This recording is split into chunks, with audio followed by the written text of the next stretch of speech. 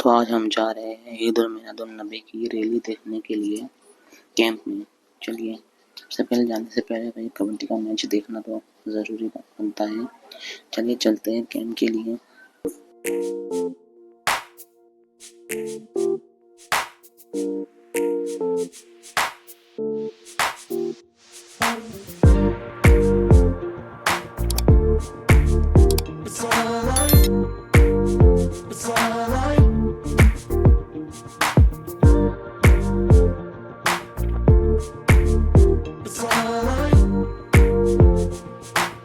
हम जब वहाँ पहुँचे कैंप तो हम बड़े खुश थे कि हमें ईद उल मिलादुन नबी की रैली देखने मिली, लेकिन हमारा हो गया बड़ा सा पोपट।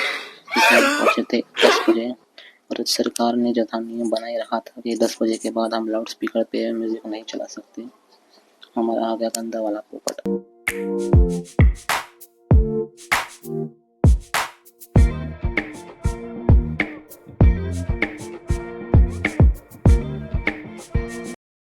चलिए कोई नहीं, आप लोग ये रैली को तो एंजॉय करिए बिना म्यूजिक के।